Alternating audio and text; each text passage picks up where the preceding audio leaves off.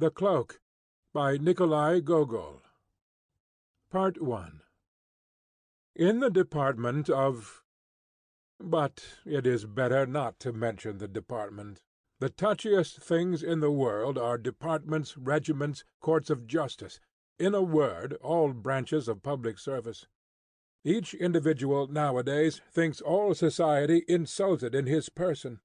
Quite recently a complaint was received from a district chief of police, in which he plainly demonstrated that all the imperial institutions were going to the dogs, and that the Tsar's sacred name was being taken in vain; and in proof he appended to the complaint a romance, in which the district chief of police is made to appear about once in every 10 pages, and sometimes in a downright drunken condition.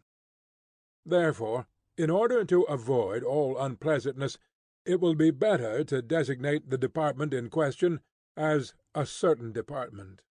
So, in a certain department there was a certain official, not a very notable one, it must be allowed, short of stature, somewhat pock-marked, red-haired, and mole-eyed, with a bald forehead, wrinkled cheeks, and a complexion of the kind known as sanguine.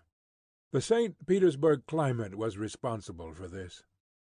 As for his official rank, with us Russians the rank comes first, he was what is called a perpetual titular councillor, over which, as is well known, some writers make merry and crack their jokes, obeying the praiseworthy custom of attacking those who cannot bite back. His family name was Bashmachkin. The name is evidently derived from bashmak, shoe, but when, at what time, and in what manner is not known. His father and grandfather, and all the Bashmachkins, always wore boots, which were resoled 2 or 3 times a year. His name was Akaky Akakiyevich.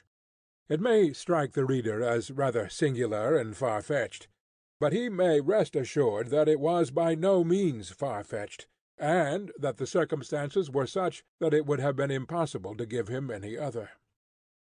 This was how it came about.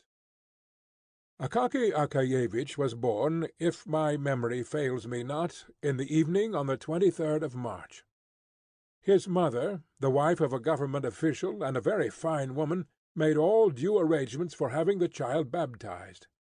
She was lying on the bed opposite the door. On her right stood the godfather, Ivan Ivanovich Eroshkin, a most estimable man, who served as the head clerk of the Senate, and the godmother, Arina Semyonovna Bilobrinchkova, the wife of an officer of the quarter, and a woman of rare virtues. They offered the mother her choice of 3 names, Mokia, Sosia, or that the child should be called after the martyr Kozdazat. "No," said the good woman, "all those names are poor." In order to please her, they opened the calendar at another place. 3 more names appeared, Trifili, Dula, Varakasi. "This is awful," said the old woman. "What names! I truly never heard the like. I might have put up with Varadat or Varuk, but not Trifili and Varakasi." They turned to another page, and found Pavsikaki and Vaktisi. "Now I see," said the old woman, "that it is plainly fate, and since such is the case, it will be better to name him after his father. His father's name was Akaky, so let his son's name be Akaky too."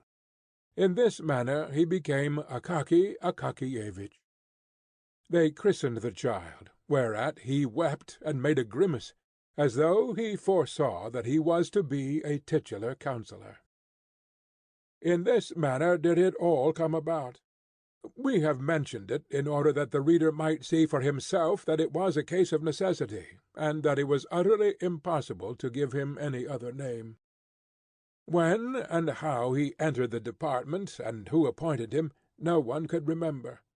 However much the directors and chiefs of all kinds were changed, he was always to be seen in the same place, the same attitude, the same occupation, always the letter-copying clerk, so that it was afterwards affirmed that he had been born in uniform with a bald head. No respect was shown him in the department. The porter not only did not rise from his seat when he passed, but never even glanced at him, any more than if a fly had flown through the reception-room. His superiors treated him in coolly despotic fashion. Some insignificant assistant to the head clerk would thrust a paper under his nose without so much as saying, "Copy," or "Here's an interesting little case," or anything else agreeable, as is customary amongst well-bred officials. And he took it, looking only at the paper, and not observing who handed it to him, or whether he had the right to do so, simply took it, and set about copying it. The young officials laughed at and made fun of him, so far as their official wit permitted, told in his presence various stories concocted about him, and about his landlady, an old woman of 70, declared that she beat him, asked when the wedding was to be, and strew bits of paper over his head, calling them snow. But Akaky Akakiyevich answered not a word, any more than if there had been no one there besides himself. It even had no effect upon his work. Amid all these annoyances he never made a single mistake in a letter. But if the joking became wholly unbearable, as when they jogged his head and prevented his attending to his work, he would exclaim, "Leave me alone! Why do you insult me?" And there was something strange in the words and the voice in which they were uttered. There was in it something which moved to pity. So much so that one young man, a newcomer, who, taking pattern by the others, had permitted himself to make sport of Akaky, suddenly stopped short, as though all about him had undergone a transformation and presented itself in a different aspect.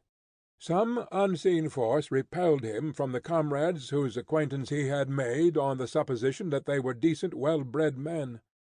Long afterwards, in his gayest moments, there recurred to his mind the little official with the bald forehead, with his heart-rending words, "Leave me alone!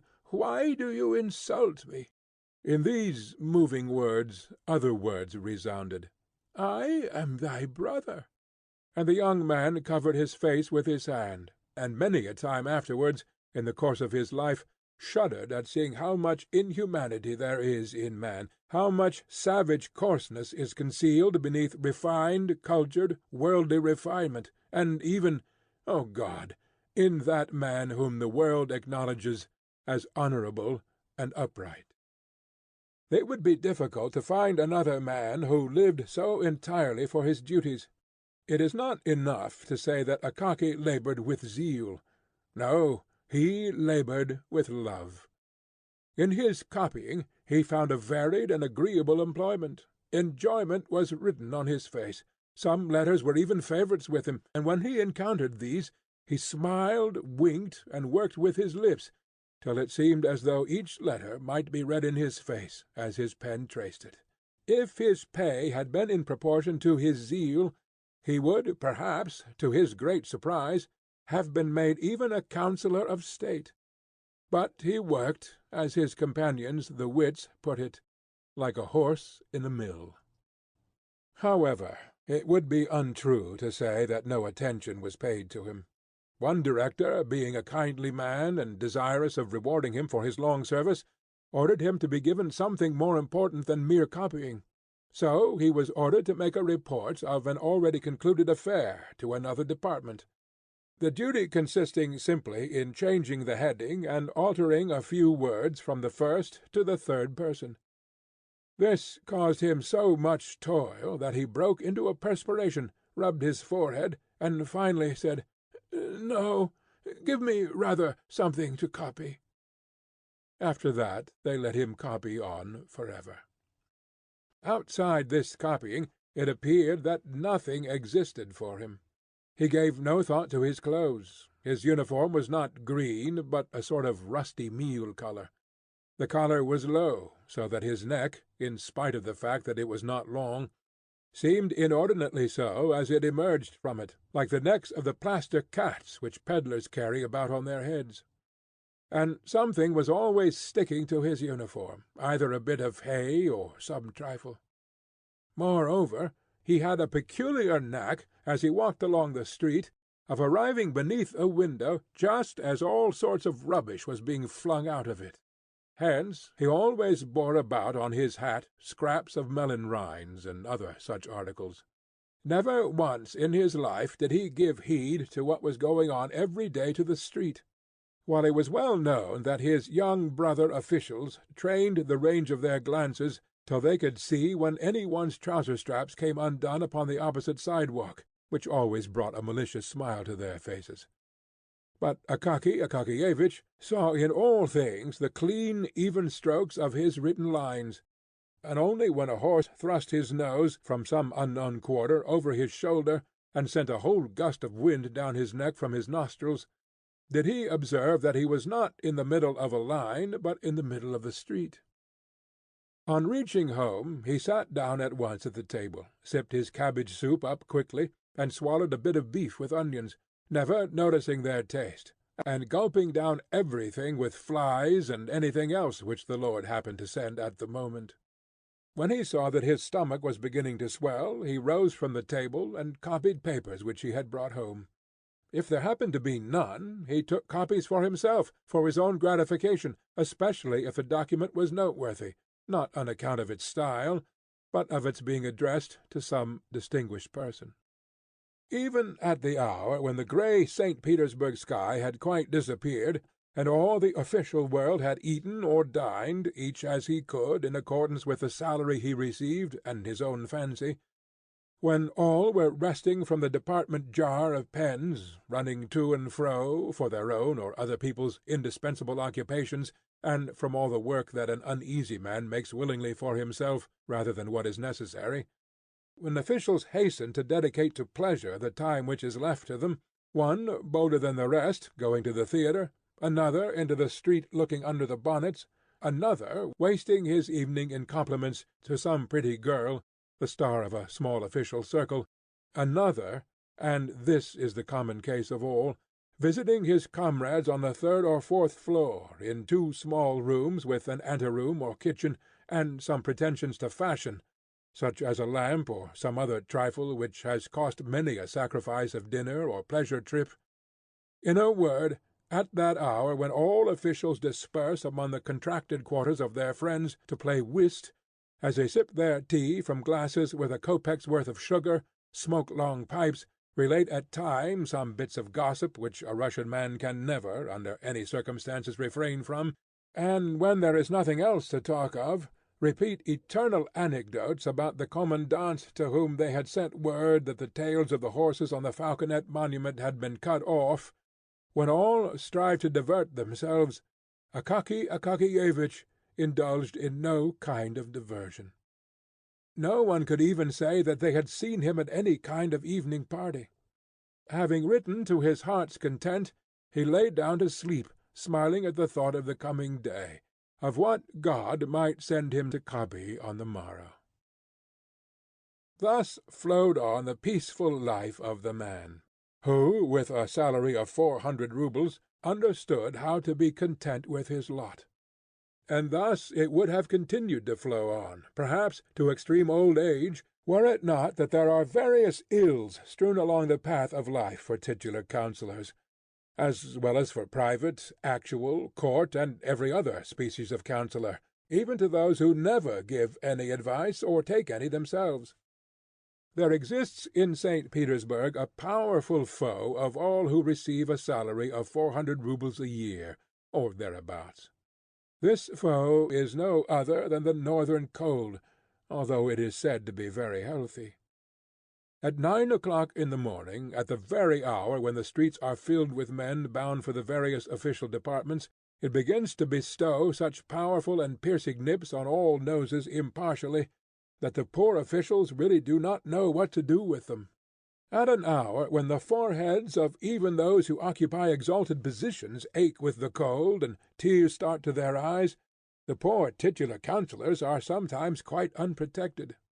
Their only salvation lies in traversing as quickly as possible, in their thin little cloaks, 5 or 6 streets, and then warming their feet in the porter's room, and so thawing all their talents and qualifications for official service, which had become frozen on the way.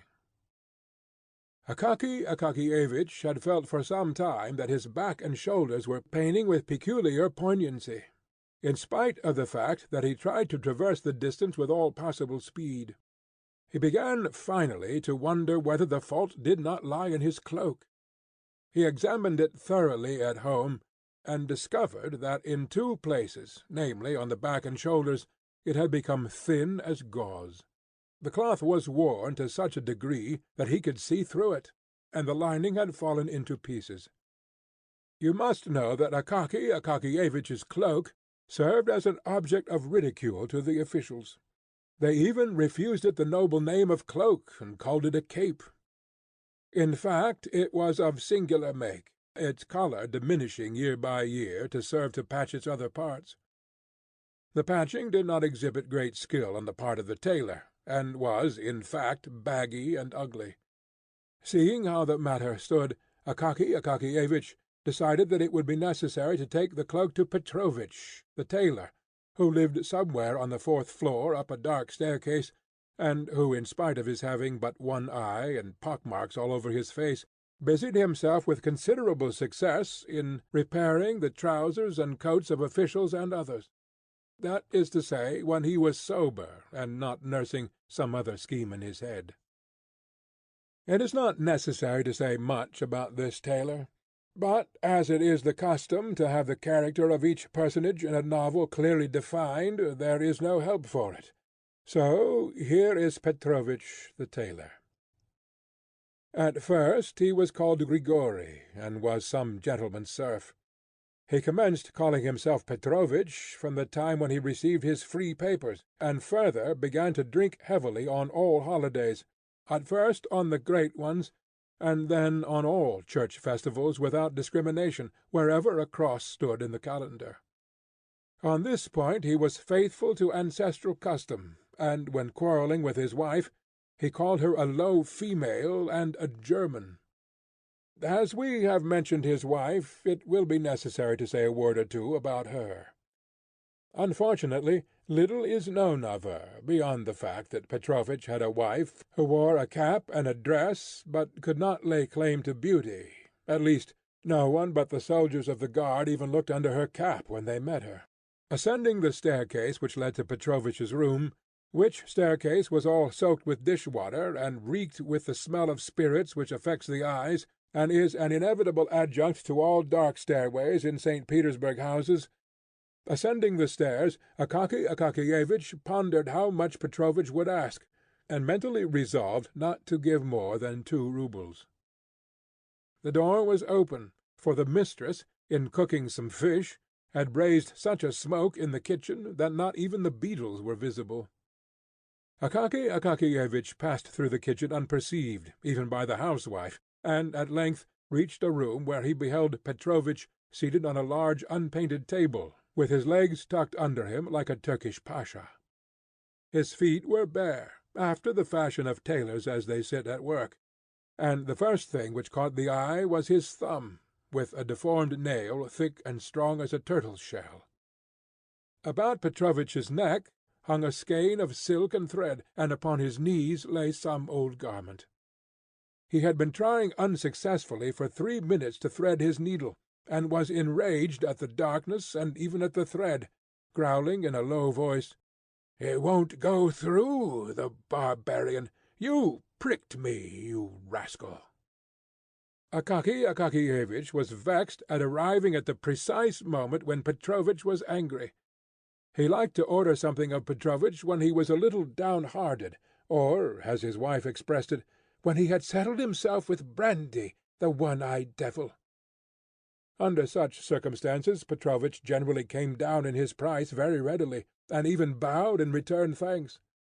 Afterwards, to be sure, his wife would come complaining that her husband had been drunk, and so had fixed the price too low. But if only a 10-kopek piece were added, then the matter would be settled. But now it appeared that Petrovich was in a sober condition, and therefore rough, taciturn, and inclined to demand Satan only knows what price. Akaky Akakiyevich felt this, and would gladly have beat a retreat, but he was in for it.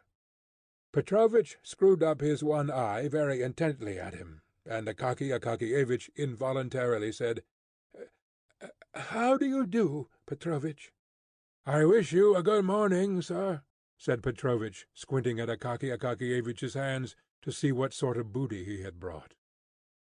I, to you, Petrovich, this—" It must be known that Akaky Akakiyevich expressed himself chiefly by prepositions, adverbs, and scraps of phrases which had no meaning whatever.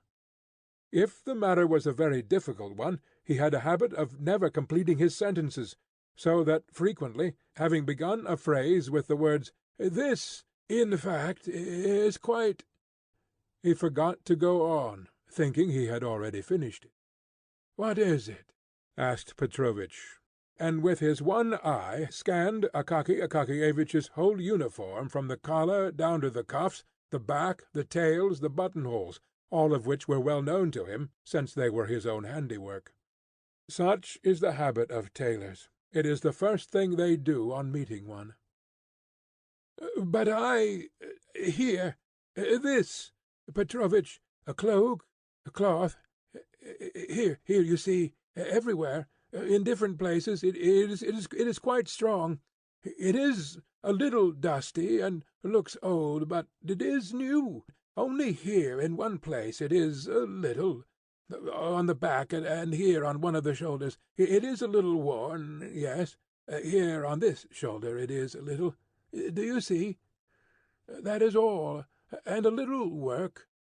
Petrovich took the cloak, spread it out, to begin with, on the table, looked at it hard, shook his head, reached out his hand to the window-sill for his snuff-box, adorned with the portrait of some general, though what general is unknown, for the place where the face should have been had been rubbed through by the finger, and a square bit of paper had been pasted over it. Having taken a pinch of snuff, Petrovich held up the cloak and inspected it against the light, and again shook his head. Then he turned it, lining upwards, and shook his head once more.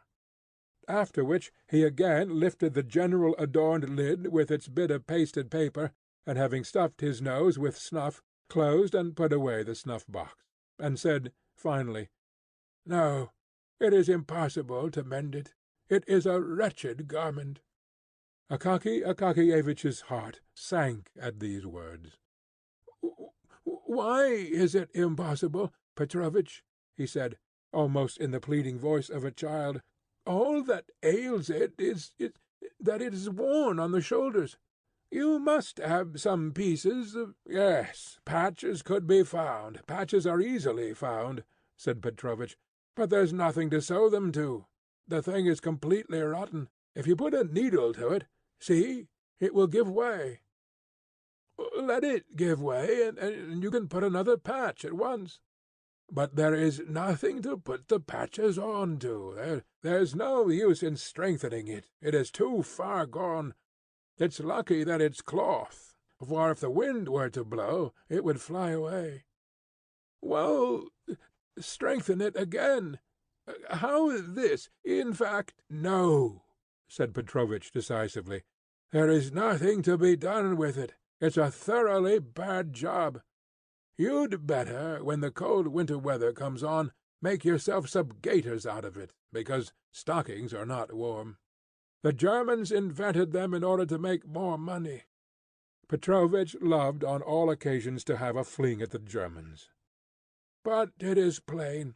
You must have a new cloak." At the word "new" all grew dark before Akaky Akakiyevich's eyes, and everything in the room began to whirl round. The only thing he saw clearly was the general with the paper face on the lid of Petrovich's snuff-box. "A new one?" said he, as if still in a dream. "Why, I have no money for that." "Yes, a new one," said Petrovich, with barbarous composure. "Well, if it came to a new one, You mean, how much would it cost?" "Yes." "Well, you would have to lay out 150 or more," said Petrovich, and pursed up his lips significantly. He liked to produce powerful effects, liked to stun utterly and suddenly, and then to glance sideways to see what face the stunned person would put on the matter. 150 roubles for a cloak? shrieked poor Akaky Akakiyevich, perhaps for the first time in his life, for his voice had always been distinguished by softness. "Yes, sir," said Petrovich, "for any kind of cloak. If you have a marten fur on the collar, or a silk-lined hood, it will mount up to 200. "Petrovich, please," said Akaky Akakiyevich in a beseeching tone, not hearing and not trying to hear Petrovich's words, and disregarding all his effects. "Some repairs, in order that it may wear yet a little longer." "No, it would only be a waste of time and money," said Petrovich. And Akaky Akakiyevich went away after these words, utterly discouraged. But Petrovich stood for some time after his departure, with significantly compressed lips, and without betaking himself to his work, satisfied that he would not be dropped, and an artistic tailor employed.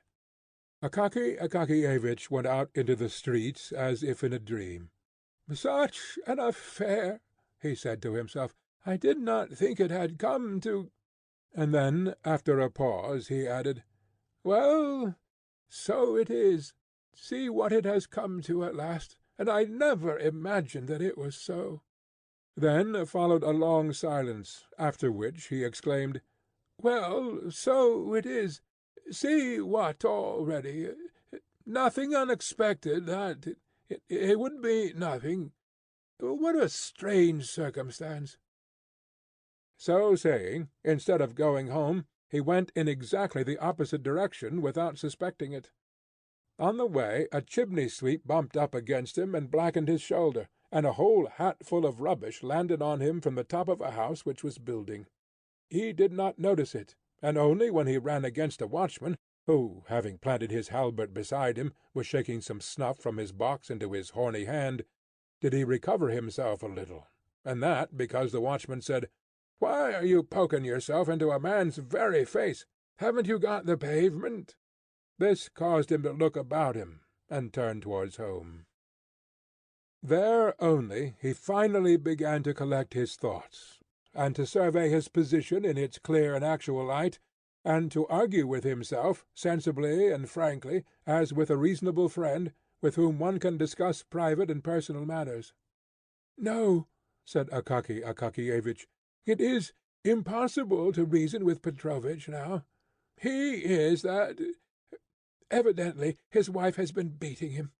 I'd better go to him on Sunday morning. After Saturday night he will be a little cross-eyed and sleepy, for he will want to get drunk, and his wife won't give him any money, and at such a time a 10-kopeck piece in his hand will— he will become more fit to reason with, and then the cloak, and that—" Thus argued Akaky Akakiyevich with himself, regained his courage, and waited until the next Sunday, when, seeing from afar that Petrovich's wife had left the house, he went straight to him. Petrovich's eye was indeed very much askew after Saturday. His head drooped, and he was very sleepy.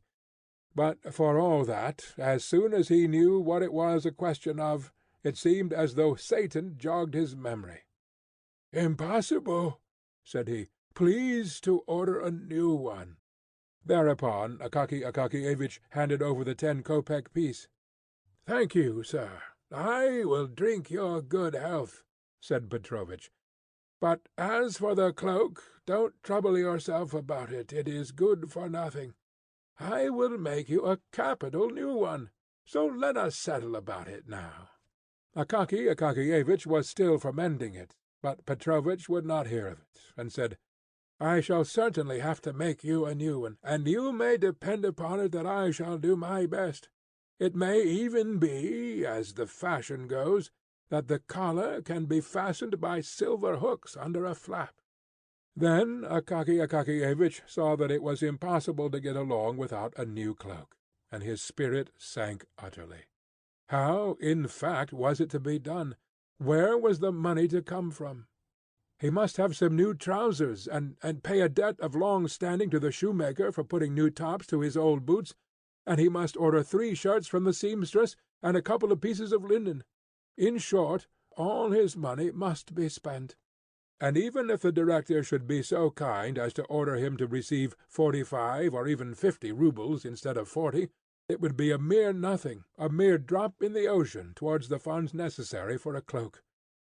Although he knew that Petrovich was often wrong-headed enough to blurt out some outrageous price, so that even his own wife could not refrain from exclaiming, "Have you lost your senses, you fool?"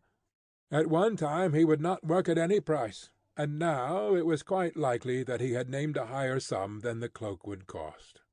But although he knew that Petrovich would undertake to make a cloak for 80 roubles, still where was he to get the 80 roubles from? He might possibly manage half. Yes, half might be procured, but where was the other half to come from? But the reader must first be told where the first half came from. Akaky Akakiyevich had a habit of putting, for every rouble he spent, a groschen into a small box, fastened with lock and key, and with a slit in the top for the reception of money.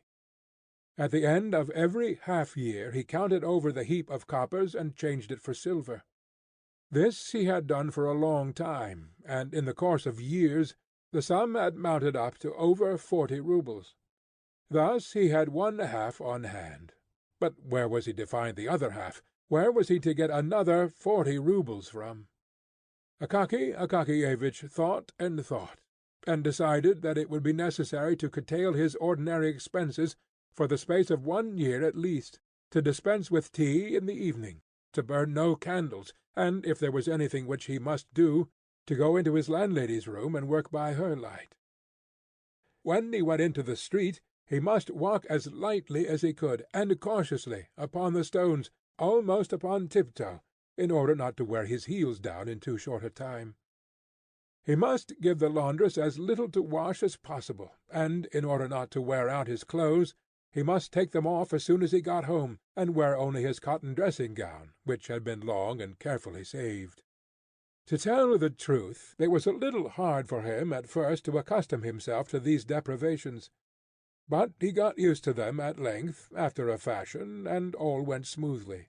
He even got used to being hungry in the evening, but he made up for it by treating himself, so to say, in spirit, by bearing ever in mind the idea of his future cloak. From that time forth his existence seemed to become in some way fuller, as if he were married, or as if some other man lived in him, as if, in fact, he were not alone, and some pleasant friend had consented to travel along life's path with him, the friend being no other than the cloak, with thick wadding and a strong lining, incapable of wearing out. He became more lively, and even his character grew firmer, like that of a man who has made up his mind and set himself a goal. From his face and gait, doubt and indecision, all hesitating and wavering, disappeared of themselves. Fire gleamed in his eyes, and occasionally the boldest and most daring ideas flitted through his mind. Why not, for instance, have marten fur on the collar? The thought of this almost made him absent-minded. Once, in copying a letter, he nearly made a mistake, so that he exclaimed almost aloud, "Oog!" and crossed himself. Once, in the course of every month, he had a conference with Petrovich on the subject of the cloak, where it would be better to buy the cloth, and the colour, and the price. He always returned home satisfied, though troubled, reflecting that the time would come at last when it could all be bought, and then the cloak made. The affair progressed more briskly than he had expected.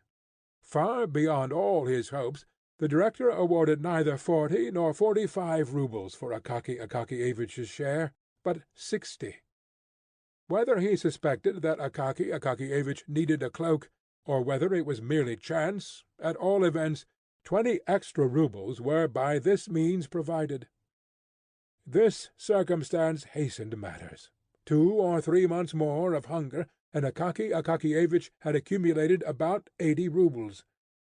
His heart, generally so quiet, began to throb. On the first possible day he went shopping in company with Petrovich. They bought some very good cloth, and at a reasonable rate too, for they had been considering the matter for 6 months, and rarely let a month pass without their visiting the shops to inquire prices. Petrovic himself said that no better cloth could be had.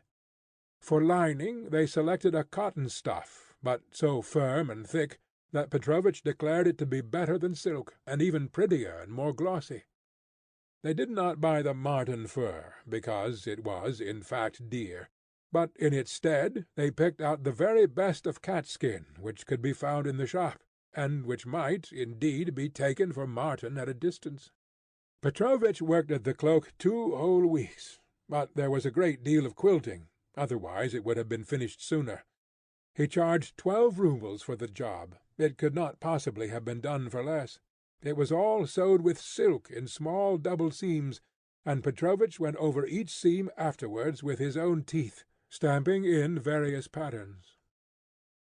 It is difficult to say precisely on what day, but probably the most glorious one in Akaky Akakiyevich's life, when Petrovic at length brought home the cloak.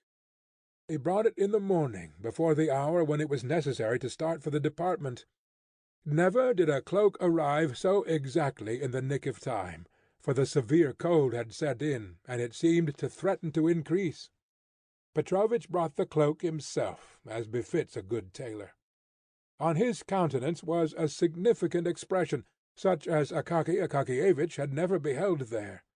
He seemed fully sensible that he had done no small deed, and crossed a gulf separating tailors who put in linings and execute repairs from those who make new things. He took the cloak out of the pocket-handkerchief in which he had brought it. The handkerchief was fresh from the laundress, and he put it in his pocket for use. Taking out the cloak, he gazed proudly at it, held it up with both hands, and flung it skilfully over the shoulders of Akaky Akakiyevich. Then he pulled it and fitted it down behind with his hand, and he draped it around Akaky Akakiyevich without buttoning it. Akaky Akakiyevich, like an experienced man, wished to try the sleeves. Petrovich helped him on with them, and it turned out that the sleeves were satisfactory also. In short, the cloak appeared to be perfect, and most seasonable. Petrovich did not neglect to observe that it was only because he lived in a narrow street and had no signboard, and had known Akaky Akakiyevich so long, that he had made it so cheaply, but that if he had been in business on the Nevsky Prospect, he would have charged 75 roubles for the making alone. Akaky Akakiyevich did not care to argue this point with Petrovich. He paid him, thanked him, and set out at once in his new cloak for the department. Petrovich followed him, and pausing in the street, gazed long at the cloak in the distance, after which he went to one side expressly to run through a crooked alley, and emerge again into the street beyond, to gaze once more upon the cloak from another point, namely, directly in front. End of Part 1. Part 2. Meantime, Akaky Akakiyevich went on in holiday mood. He was conscious every second of the time that he had a new cloak on his shoulders, and several times he laughed with internal satisfaction. In fact, there were 2 advantages. One was its warmth, the other its beauty. He saw nothing of the road, but suddenly found himself at the department. He took off his cloak in the anteroom, looked it over carefully, and confided it to the special care of the attendant.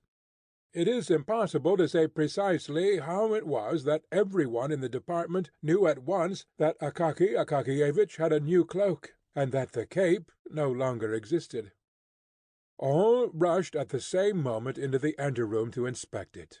They congratulated him, and said pleasant things to him, so that he began at first to smile, and then to grow ashamed.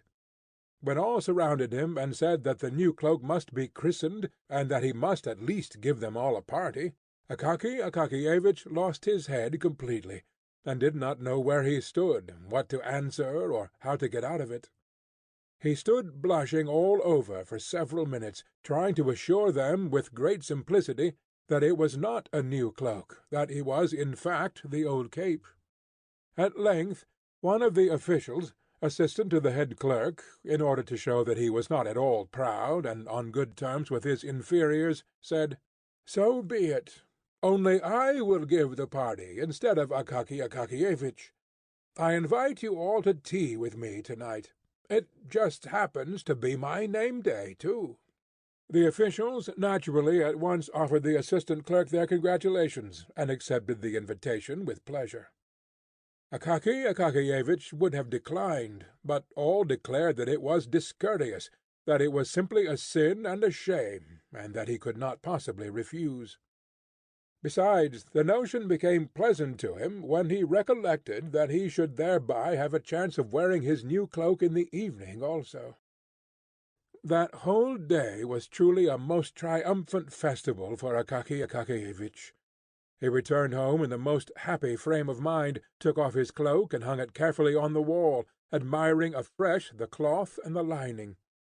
Then he brought out his old worn-out cloak for comparison. He looked at it and laughed, so vast was the difference. And long after dinner he laughed again when the condition of the cape recurred to his mind. He dined cheerfully, and after dinner wrote nothing, but took his ease for a while on the bed until it got dark. Then he dressed himself leisurely, put on his cloak, and stepped out into the street. Where the host lived, unfortunately, we cannot say. Our memory begins to fail us badly. The houses and streets in St. Petersburg have become so mixed up in our head that it is very difficult to get anything out of it again in proper form. This much is certain, that the official lived in the best part of the city, and therefore it must have been anything but near to Akaky Akakiyevich's residence. Akaky Akakiyevich was first obliged to traverse a kind of wilderness of deserted, dimly lighted streets. But in proportion as he approached the official's quarter of the city, the streets became more lively, more populous, and more brilliantly illuminated. Pedestrians began to appear. Handsomely dressed ladies were more frequently encountered. The men had otter-skin collars to their coats. Shabby sleighmen, with their wooden-railed sledges stuck over with brass-headed nails, became rarer, whilst on the other hand more and more drivers in red velvet caps, lacquered sledges, and bearskin coats began to appear, and carriages with rich hammer-cloths flew swiftly through the streets, their wheels scrunching the snow. Akaky Akakiyevich gazed upon all this as upon a novel sight. He had not been in the streets during the evening for years. He halted out of curiosity before a shop window to look at a picture representing a handsome woman who had thrown off her shoe, thereby baring her whole foot in a very pretty way, whilst behind her the head of a man with whiskers and a handsome moustache peeped through the doorway of another room. Akaky Akakiyevich shook his head and laughed, and then went on his way. Why did he laugh?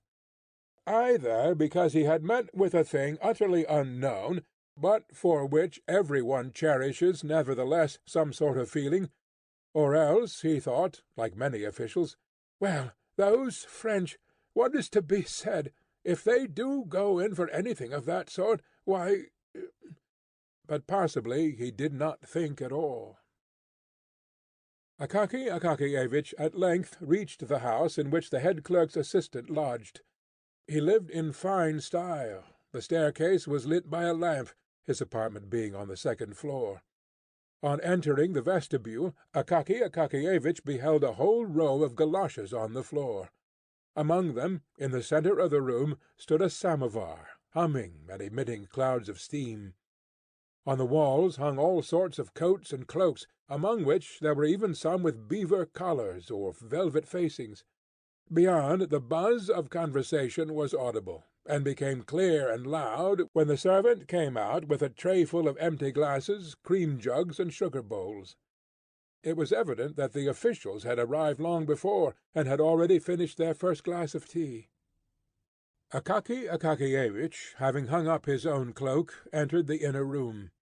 Before him all at once appeared lights, officials, pipes, and card-tables, and he was bewildered by a sound of rapid conversation rising from all the tables, and the noise of moving chairs. He halted very awkwardly in the middle of the room, wondering what he ought to do. But they had seen him. They received him with a shout, and all thronged at once into the anteroom, and there took another look at his cloak. Akaky Akakiyevich, although somewhat confused, was frank-hearted, and could not refrain from rejoicing when he saw how they praised his cloak. Then, of course, they all dropped him and his cloak, and returned, as was proper, to the tables set out for whist. All this, the noise, the talk, and the throng of people, was rather overwhelming to Akaky Akakiyevich. He simply did not know where he stood, or where to put his hands, his feet, and his whole body. Finally he sat down by the players, looked at the cards, gazed at the face of one and another, and after a while began to gape and to feel that it was wearisome, the more so as the hour was already long past when he usually went to bed. He wanted to take leave of the host, but they would not let him go, saying that he must not fail to drink a glass of champagne in honour of his new garment. In the course of an hour, supper, consisting of vegetable salad, cold veal, pastry, confectioner's pies, and champagne, was served. They made Akaky Akakiyevich drink 2 glasses of champagne, after which he felt things grow livelier. Still he could not forget that it was 12 o'clock, and that he should have been at home long ago. In order that the host might not think of some excuse for detaining him, he stole out of the room quickly, sought out in the anteroom his cloak, which to his sorrow he found lying on the floor, brushed it, picked up every speck upon it, put it on his shoulders, and descended the stairs to the street. In the street all was still bright. Some petty shops, those permanent clubs of servants and all sorts of folks, were open. Others were shut, but nevertheless showed a streak of light the whole length of the door-crack, indicating that they were not yet free of company, and that probably some domestics, male and female, were finishing their stories and conversations, whilst leaving their masters in complete ignorance as to their whereabouts. Akaky Akakiyevich went on in a happy frame of mind. He even started to run, without knowing why, after some lady, who flew past like a flash of lightning. But he stopped short, and went on very quietly as before, wondering why he had quickened his pace. Soon there spread before him these deserted streets which are not cheerful in the daytime, to say nothing of the evening. Now they were even more dim and lonely. The lanterns began to grow rarer. Oil evidently had been less liberally supplied. Then came wooden houses and fences. Not a soul anywhere. Only the snow sparkled in the streets and mournfully veiled the low-roofed cabins with their dozed shutters. He approached the spot where the street crossed a vast square, with houses barely visible on its farther side, a square which seemed a fearful desert.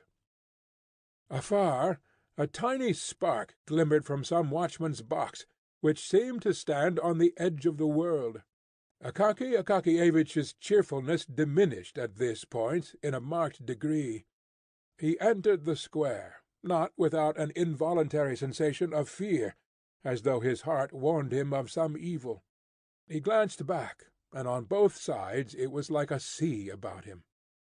"No, it is better not to look," he thought, and went on, closing his eyes.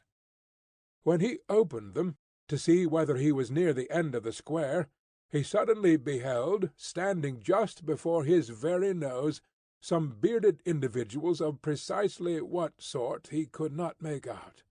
All grew dark before his eyes, and his heart throbbed. "Of course the cloak is mine," said one of them in a loud voice, seizing hold of his collar.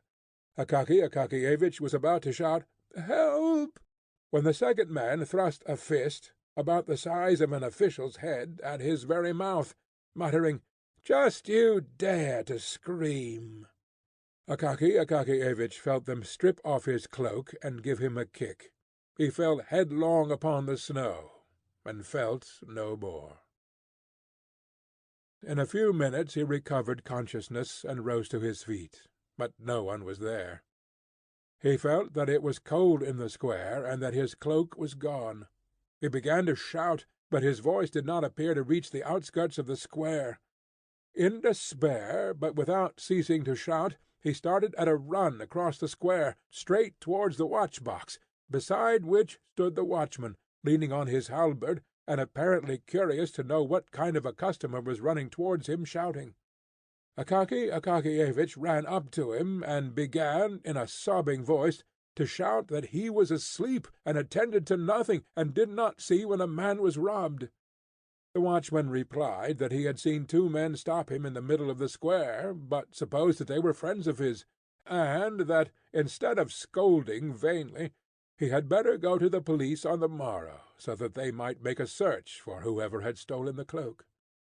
Akaky Akakiyevich ran home, and arrived in a state of complete disorder, his hair, which grew very thinly upon his temples and the back of his head, all tousled, his body, arms, and legs covered with snow. The old woman, who was mistress of his lodgings, on hearing a terrible knocking, sprang hastily from her bed, and with only one shoe on, ran to open the door, pressing the sleeve of her chemise to her bosom out of modesty. But when she had opened it, she fell back on beholding Akaky Akakiyevich in such a condition. When he had told her about the affair, she clasped her hands, and said that he must go straight to the district chief of police, for his subordinate would turn up his nose, promise well, and drop the matter there.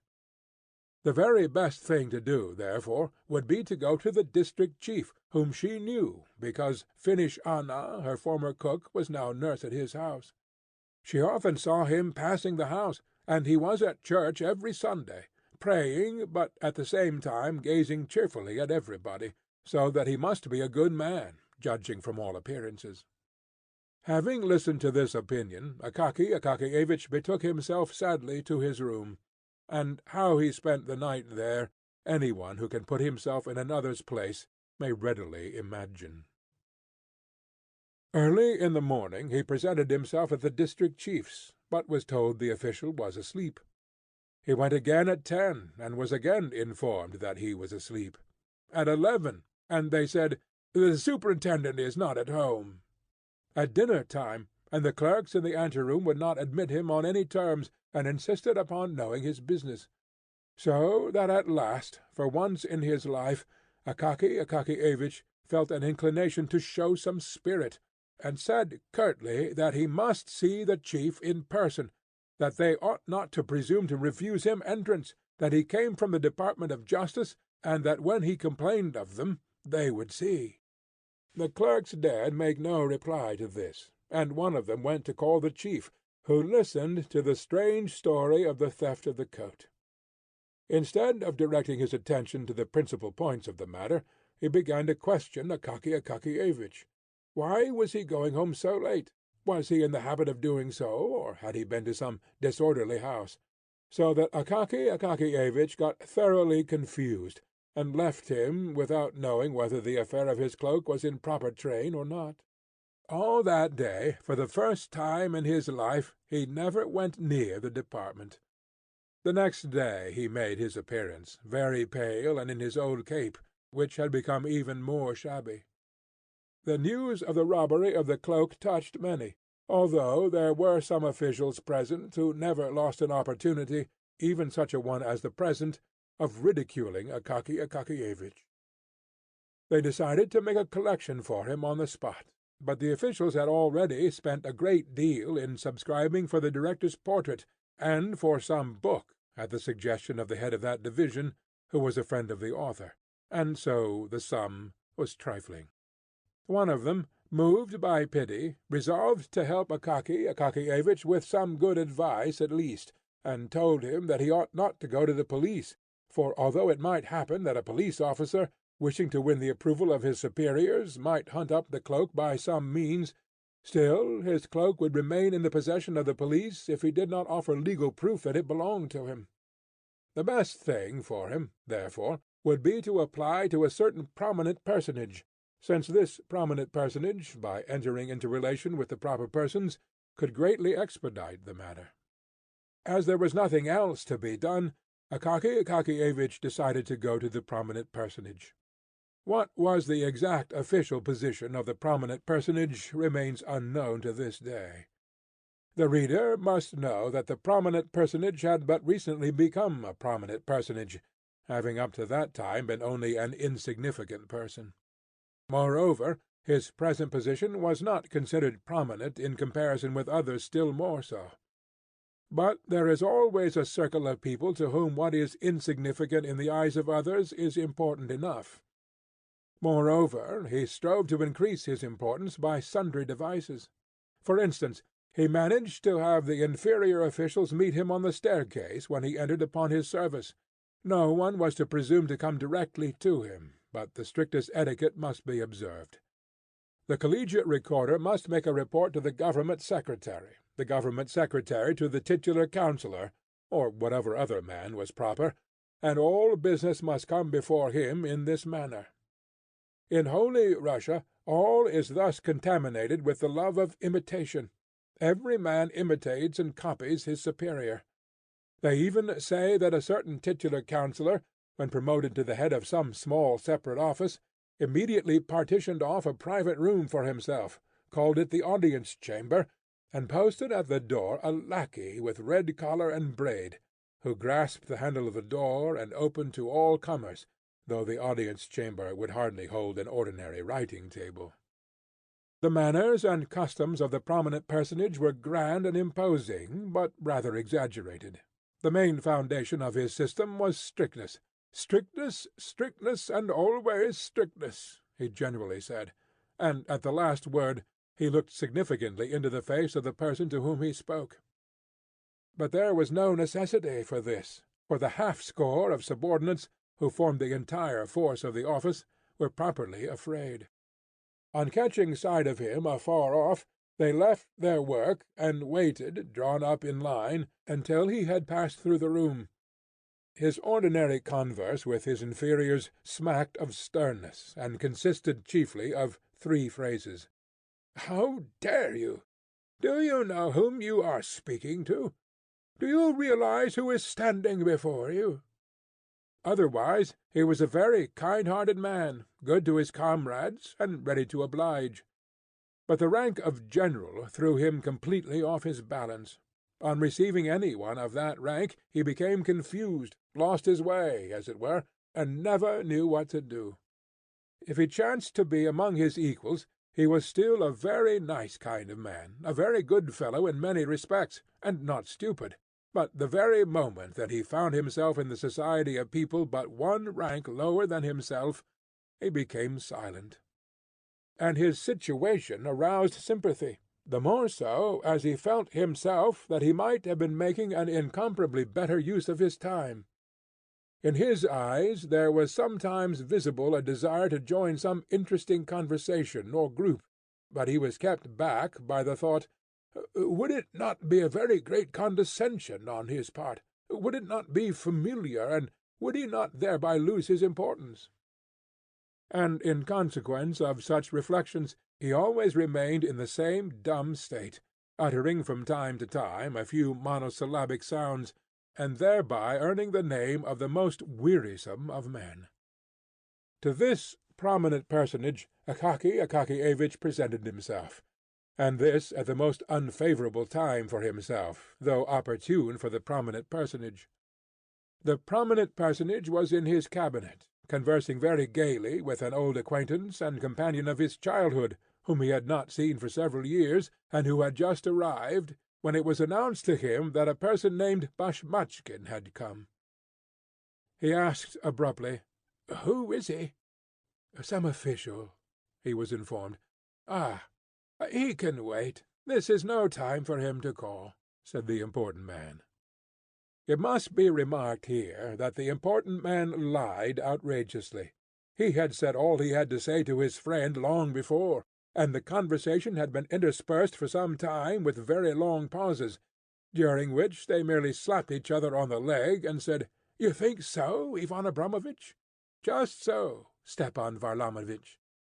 Nevertheless, he ordered that the official should be kept waiting, in order to show his friend, a man who had not been in the service for a long time, but had lived at home in the country, how long officials had to wait in his anteroom. At length, having talked himself completely out, and more than that, having had his fill of pauses, and smoked a cigar in a very comfortable arm-chair with reclining back, he suddenly seemed to recollect, and said to the secretary, who stood by the door with papers of reports. "So it seems that there is an official waiting to see me. Tell him that he may come in."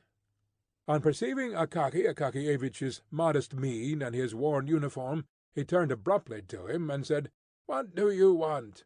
in a curt, hard voice, which he had practised in his room in private, and before the looking-glass, for a whole week before being raised to his present rank.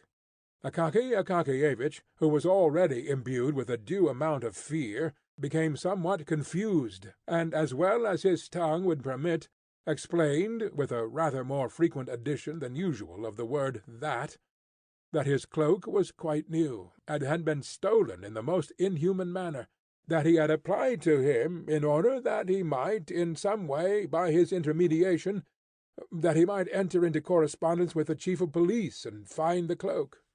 For some inexplicable reason this conduct seemed familiar to the prominent personage. "What, my dear sir," he said abruptly, "are you not acquainted with etiquette? To whom have you come? Don't you know how such matters are managed? You should first have presented a petition to the office. It would have gone to the head of the department, then to the chief of the division, then it would have been handed over to the secretary, and the secretary would have given it to me." But, your Excellency," said Akaky Akakiyevich, trying to collect his small handful of wits, and conscious at the same time that he was perspiring terribly, Your Excellency, presume to trouble you because secretaries are an untrustworthy race." What? Said the important personage. "Where do you get such courage? Where do you get such ideas?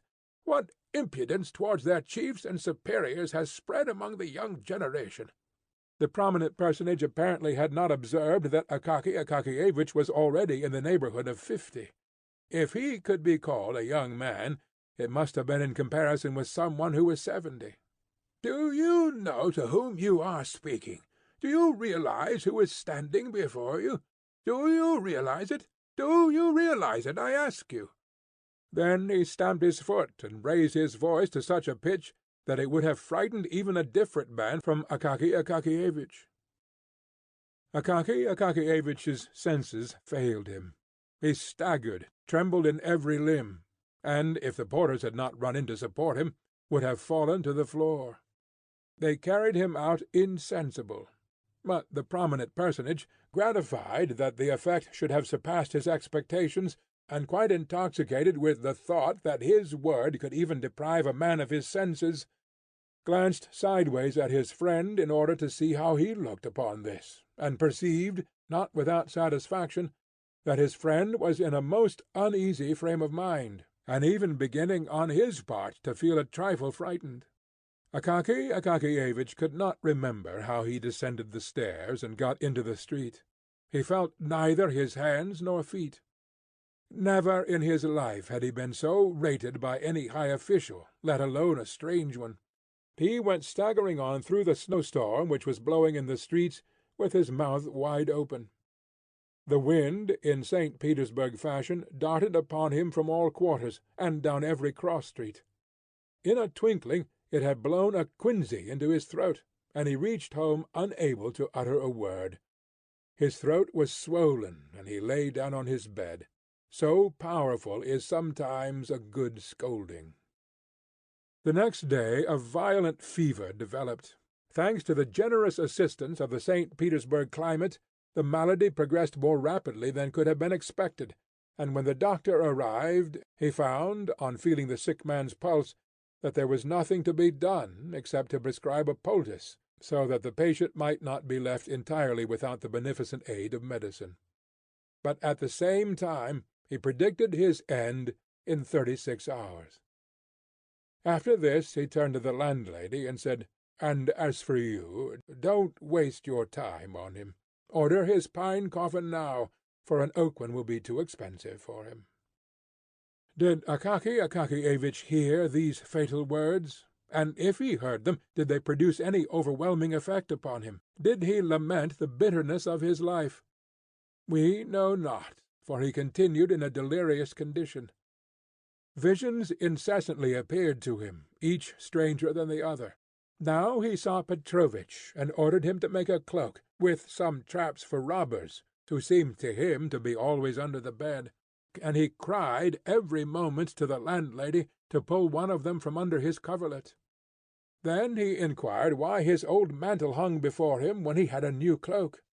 Next he fancied that he was standing before the prominent person, listening to a thorough setting down, and saying, "Forgive me, your Excellency." But at last he began to curse, uttering the most horrible words, so that his aged landlady crossed herself, never in her life having heard anything of the kind from him, and more so as these words followed directly after the words "Your Excellency." Later on he talked utter nonsense, of which nothing could be made, all that was evident being that these incoherent words and thoughts hovered ever about one thing, his cloak. At length poor Akaky Akakiyevich breathed his last. They sealed up neither his room nor his effects, because, in the first place, there were no heirs, and, in the second, there was very little to inherit, beyond a bundle of goose-quills, a quire of white official paper, 3 pairs of socks, 2 or 3 buttons which had burst off his trousers, and the mantle already known to the reader. To whom all this fell, God knows. I confess that the person who told me this tale took no interest in the matter. They carried Akaky Akakiyevich out and buried him. And St. Petersburg was left without Akaky Akakiyevich, as though he had never lived there. A being disappeared who was protected by none, dear to none, interesting to none, and who never even attracted to himself the attention of those students of human nature who omit no opportunity of thrusting a pin through a common fly and examining it under the microscope. A being who bore meekly the gibes of the department, and went to his grave without having done one unusual deed, but to whom, nevertheless, at the close of his life, appeared a bright visitant in the form of a cloak, which momentarily cheered his poor life, and upon him thereafter an intolerable misfortune descended, just as it descends upon the heads of the mighty of this world. Several days after his death the porter was sent from the department to his lodgings, with an order for him to present himself there immediately, the chief commanding it, but the porter had to return unsuccessful, with the answer that he could not come, and to the question why, replied, "Well, because he's dead. He was buried 4 days ago." In this manner did they hear of Akaky Akakiyevich's death at the department, and the next day a new official sat in his place, with a handwriting by no means so upright, but more inclined and slanting. But who could have imagined that this was not really the end of Akaky Akakiyevich, that he was destined to raise a commotion after death, as if in compensation for his utterly insignificant life? But so it happened, and our poor story unexpectedly gains a fantastic ending. A rumour suddenly spread through St. Petersburg that a dead man had taken to appearing on the Kalinkin Bridge and its vicinity at night in the form of an official seeking a stolen cloak, and that, under the pretext of its being the stolen cloak, he dragged, without regard to rank or calling, every one's cloak from his shoulders, be it catskin, beaver, fox, bear, sable, in a word, every sort of fur and skin which men adopted for their covering. One of the department officials saw the dead man with his own eyes, and immediately recognized in him Akaky Akakiyevich. This, however, inspired him with such terror that he ran off with all his might, and therefore did not scan the dead man closely, but only saw how the latter threatened him from afar with his finger. Constant complaints poured in from all quarters that the backs and shoulders, not only of titular but even of court councillors, were exposed to the danger of a cold on account of the frequent dragging off of their cloaks. Arrangements were made by the police to catch the corpse, alive or dead, at any cost, and punish him as an example to others in the most severe manner. In this they nearly succeeded, for a watchman, on guard in Kirinshkin Lane, caught the corpse by the collar on the very scene of his evil deeds, when attempting to pull off the frieze cloak of a retired musician. Having seized him by the collar, he summoned, with a shout, two of his comrades, whom he enjoined to hold him fast, while he himself felt for a moment in his boot, in order to draw out his snuff-box and refresh his frozen nose. But the snuff was of a sort which even a corpse could not endure. The watchman, having closed his right nostril with his finger, had no sooner succeeded in holding half a handful up to the left, than the corpse sneezed so violently that he completely filled the eyes of all three. While they raised their hands to wipe them, the dead man vanished completely, so that they positively did not know whether they had actually had him in their grip at all.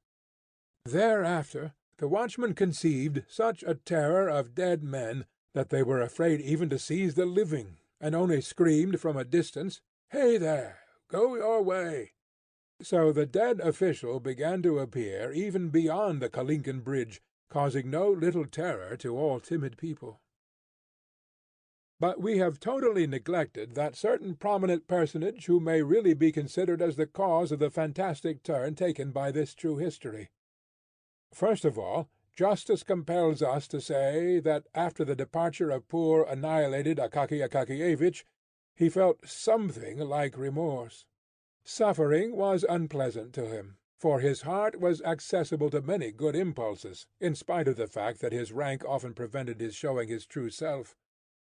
As soon as his friend had left his cabinet, he began to think about poor Akaky Akakievitch. And from that day forth poor Akaky Akakievitch, who could not bear up under official reprimand, recurred to his mind almost every day. The thought troubled him to such an extent that a week later he even resolved to send an official to him to learn whether he really could assist him. And when it was reported to him that Akaky Akakievitch had died suddenly of fever, he was startled, hearkened to the reproaches of his conscience, and was out of sorts for the whole day. Wishing to divert his mind in some way and drive away the disagreeable impression, he set out that evening for one of his friend's houses, where he found quite a large party assembled. What was better, nearly every one was of the same rank as himself, so that he need not feel in the least constrained. This had a marvellous effect upon his mental state. He grew expansive, made himself agreeable in conversation. In short, he passed a delightful evening. After supper he drank a couple of glasses of champagne, not a bad recipe for cheerfulness, as every one knows. The champagne inclined him to various adventures, and he determined not to return home, but to go and see a certain well-known lady of German extraction, Karolina Ivanovna, a lady, it appears, with whom he was on a very friendly footing. It must be mentioned that the prominent personage was no longer a young man, but a good husband and respected father of a family. 2 sons, one of which was already in the service, and a good-looking 16-year-old daughter, with a slightly arched but pretty little nose, came every morning to kiss his hand and say, "Bonjour, papa." His wife, a still fresh and good-looking woman, first gave him her hand to kiss, and then, reversing the procedure, kissed his. But the prominent personage, though perfectly satisfied in his domestic relations, considered it stylish to have a friend in another quarter of the city. This friend was scarcely prettier or younger than his wife, but there are such puzzles in the world, and it is not our place to judge them. So the important personage descended the stairs, stepped into his sledge, said to the coachman, "To Karolina Ivanovna's," and wrapping himself luxuriously in his warm cloak, found himself in that delightful frame of mind than which a Russian can conceive nothing better, namely, when you think of nothing yourself, yet when the thoughts creep into your mind of your own accord, each more agreeable than the other, giving you no trouble either to drive them away or seek them. Fully satisfied, he recalled all the gay features of the evening just past, and all the mots which had made the little circle laugh. Many of them he repeated in a low voice, and found them quite as funny as before, so it is not surprising that he should laugh heartily at them. Occasionally, however, he was interrupted by gusts of wind, which, coming suddenly, God knows whence or why, cut his face, drove masses of snow into it, filled out his cloak-collar like a sail, or suddenly blew it over his head with supernatural force, and thus caused him constant trouble to disentangle himself. Suddenly the important personage felt some one clutch him firmly by the collar. Turning round, he perceived a man of short stature in an old worn uniform, and recognized, not without terror, Akaky Akakiyevich. The official's face was white as snow, and looked just like a corpse's. But the horror of the important personage transcended all bounds when he saw the dead man's mouth open, and heard it utter the following remarks, while it breathed upon him the terrible odour of the grave. "Ah, here you are, at last! I have you! That's by the colour. I need your cloak. You took no trouble about mine, but reprimanded me. So now give up your own." The pallid, prominent personage almost died of fright. Brave as he was in the office and in the presence of inferiors generally, and although at the sight of his manly form and appearance every one said, "Ah, how much character he has!" at this crisis he, like many possessed of an heroic exterior, experienced such terror that, not without cause, he began to fear an attack of illness. He flung his cloak hastily from his shoulders, and shouted to his coachman in an unnatural voice, "Home at full speed!" The coachman, hearing the tone which is generally employed at critical moments, and even accompanied by something much more tangible, drew his head down between his shoulders in case of an emergency, flourished his whip, and flew on like an arrow. In a little more than 6 minutes the prominent personage was at the entrance of his own house. Pale, thoroughly scared, and cloakless, he went home instead of to Karolina Ivanovna's, reached his room somehow or other, and passed the night in the direst distress, so that the next morning, over their tea, his daughter said, "You are very pale to-day, papa." But papa remained silent, and said not a word to any one of what had happened to him, where he had been, or where he had intended to go. This occurrence made a deep impression upon him. He even began to say, "How dare you? Do you realize who is standing before you?" less frequently to the under-officials, and if he did utter the words, it was only after first having learned the bearings of the matter. But the most noteworthy point was that from that day forward the apparition of the dead official ceased to be seen. Evidently the prominent personage's cloak just fitted his shoulders. At all events, no more instances of his dragging cloaks from people's shoulders were heard of. But many active and solicitous persons could by no means reassure themselves, and asserted that the dead official still showed himself in distant parts of the city. In fact, one watchman in Kolomen saw with his own eyes the apparition come from behind a house. But the watchman was not a strong man, so he was afraid to arrest him, and followed him in the dark, until at length the apparition looked round, paused, and inquired, "What do you want?" at the same time showing such a fist as is never seen on living men. The watchman said, "Nothing," and turned back instantly. But the apparition was much too tall, wore huge moustaches, and, directing its steps apparently towards the Obukhof bridge, disappeared in the darkness of the night. End of The Cloak, by Nikolai Gogol.